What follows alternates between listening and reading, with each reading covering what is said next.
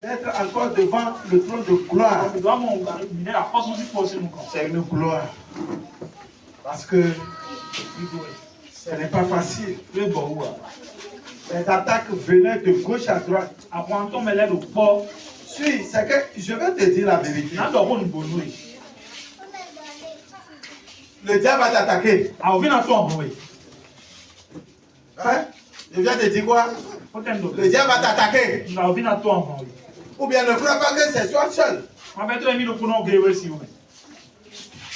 Là où nous-mêmes nous sommes là.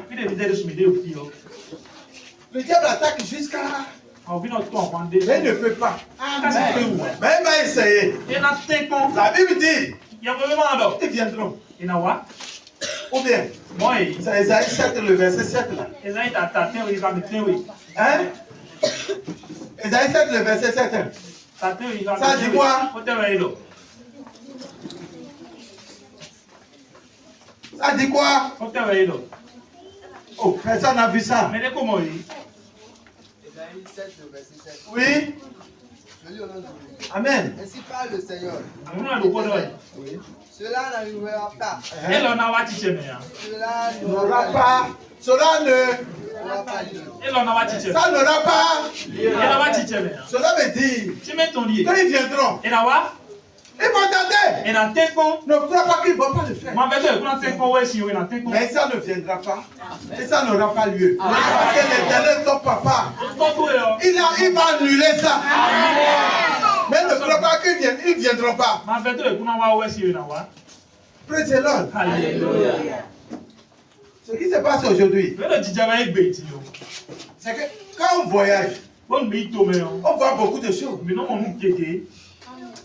C'est qu'on voit beaucoup de choses.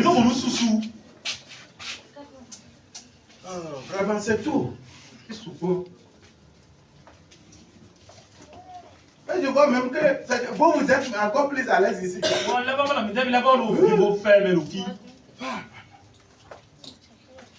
Les gens n'ont plus la crainte de Dieu.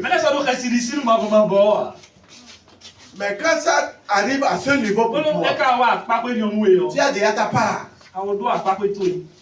Je te dis, tu as déjà ta part.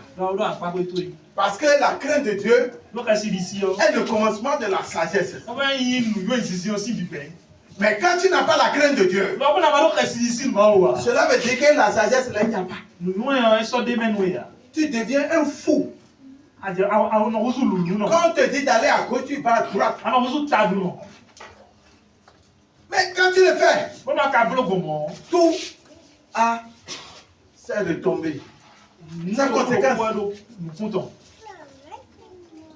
Praise the Lord. Alléluia.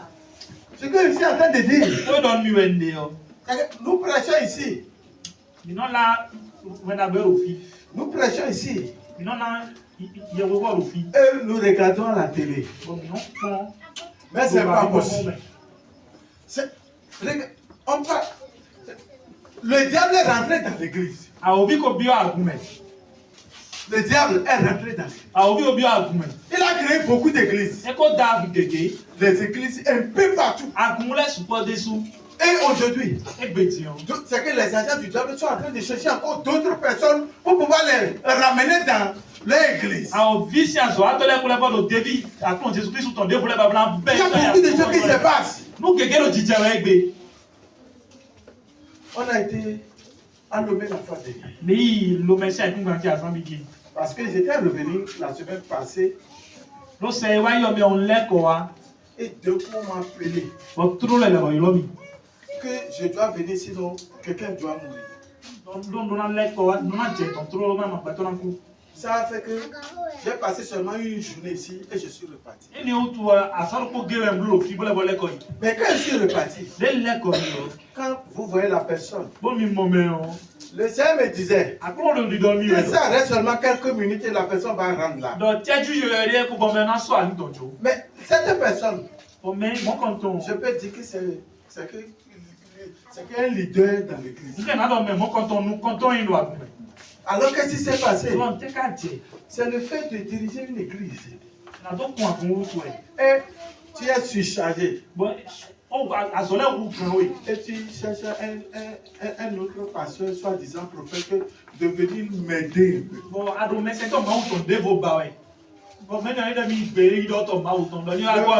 prophète est venu.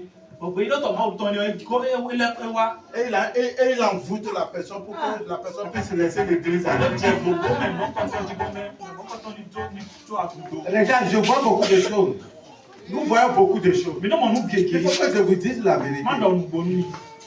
Pour que la marche là, pour aller au ciel là, ce n'est pas facile. Et ce n'est pas une affaire de groupe. La Bible dit, chacun sera jugé selon ses œuvres. Le jour que tu te présenteras devant le portail du ciel, on ne te demandera pas combien d'enfants tu as. On ne te demandera pas où est ton mari ou bien où est ta femme. Mais c'est toi seul qui va répondre. Chacun va répondre.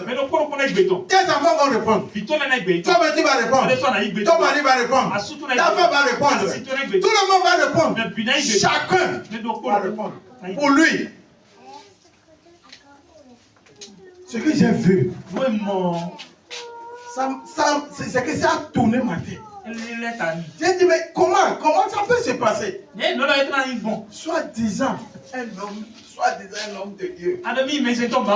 Et soi-disant un prophète. Je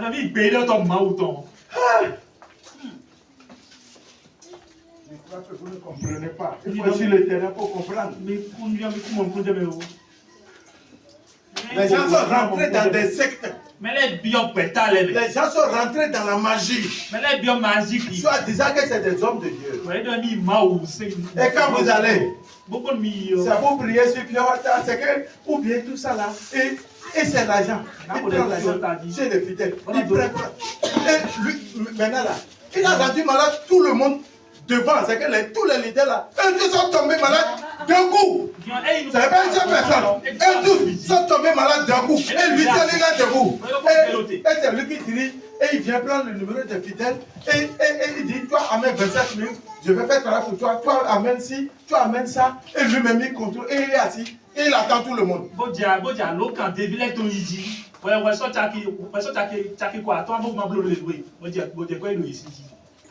C'est quand on est allé. Et on a prié, le Seigneur a agi. Et les leaders, tous sont libérés. À travers le Seigneur.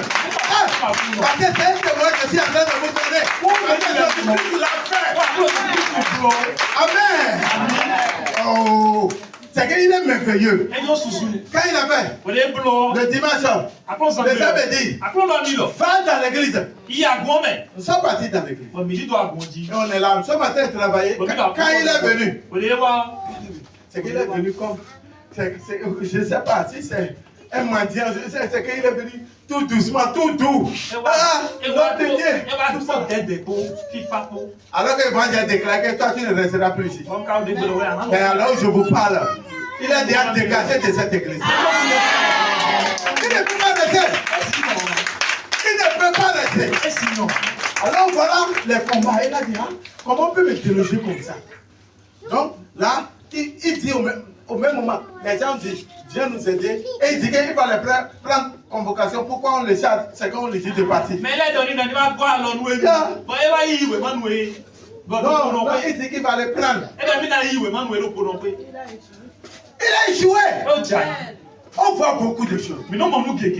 Parce qu'ils sont pleins maintenant dans la nature. Dans toutes les villes. On les a initiés dans la magie noire, rouge et blanche. C'est des sorciers ambulants, soit disant des prophètes. Et c'est dans ça les chansons. Et quand on parle, d'autres aiment ça. Je vais te dire la vérité. Si tu veux, si tu aimes prophète, tu veux aller, il faut aller. Je vous ai dit, j'ai l'habitude de dire ici que si nous restons 5 heures et nous allons au ciel, c'est mieux d'être à 100 et rater le ciel. On a qu'à se dire la vérité. J'ai vu ça là comme ça, avec une grosse bague au doigt. Une grosse bague au doigt, j'ai dit mais comment? Et il a pris ton chemin, il a caché. Quand il m'a vu là, il a caché ça. J'ai dit bague là, c'est détruit. C'est détruit. C'est quand tu es sur le terrain, tu es en train de faire le combat, que tu vas voir, c'est que Dieu va se manifester, toi-même tu verras. Ils sont pleins. Ils ont des grandes églises aujourd'hui. Et les gens vont ici c'est grande église. Ah, c'est là où Dieu travaille. Que Dieu travaille, c'est le diable lui. Amen. Ça m'a touché. Alors, ce que je veux vous dire, chacun n'a qu'à prendre sa décision. Si tu veux adorer Jésus-Christ de Nazareth, le diable t'attaque. Le diable fait quoi? Mais si tu vas dans cette église-là, il ne t'attaque plus. Il ne t'attaque plus. Mais ce qu'il fait, quand les gens seulement viennent là, il tombe sur toi et il te sacrifie. Mais il ne va plus t'attaquer. Mais si chaque jour le diable t'attaque, il faut savoir que tu as quelque chose de précieux. Regarde, la Bible dit, le diable a tenté Jésus-Christ. Jusqu'à ce que, quand Jésus-Christ a eu la victoire, le diable s'est retiré de lui. Et il attend un moment favorable. Un moment et le moment favorable. Il a tenté jusqu'à... Il est venu sur le mont des Oliviers. Et lui croyait que c'est le moment favorable. Il ne savait pas que c'est le moment que Dieu aussi a écrit qu'il doit verser le sang pour que toi et moi là nous trouvons la vie. Il est merveilleux. Hein? Amen. Oh, le Seigneur, il a fait. Regarde, ce n'est pas difficile pour toi. Ce n'est pas quoi? Difficile. Avec le Seigneur, si le Seigneur est avec toi, ça ne sera pas difficile. Parce qu'un homme ne peut pas le faire. Mais Dieu, c'est lui qui va le faire. Mais tu vas traverser. Tu vas traverser. Amen. Amen. C'est pourquoi il a dit, dans Isaïe 43, Isaïe chapitre 43, lisez-moi ça, à partir du premier verset, descendez un peu là, et allons-y vite, vite. Isaïe 43, il a dit. Isaïe 43, le premier verset. Oui. Il a écrit. Ainsi parle maintenant l'Éternel. Qui t'a créé? Oh Jacob. Celui qui t'a formé. Oh Israël. Ne crains rien. Ne crains rien. Ne crains rien. Car je te rachète. Je t'appelle pas ton nom. Je t'appelle pas ton nom. Tu es à moi. Oh, les gens ne vous reçoivent pas là. L'Éternel dit tu es à moi. Verset 2. Oui. Si tu traverses les eaux, non, le Seigneur dit que tu ne vas pas traverser les eaux. Bon, qu'est-ce que la Bible a dit? Tu ne vas pas traverser. Tu vas rester au bord. Oh. Si tu traverses les eaux, je serai avec toi. Donc, cela dit que tu seras dans l'eau là, mais l'Éternel sera avec toi. Et les fleuves, ils ne te submergeront point. Cela veut dire que quoi? Tu ne vas pas mourir de noyade. Parce qu'il sera dedans avec toi. Le Seigneur n'a jamais dit que tu ne seras pas dans l'eau là. Continue. Si tu marches dans le feu,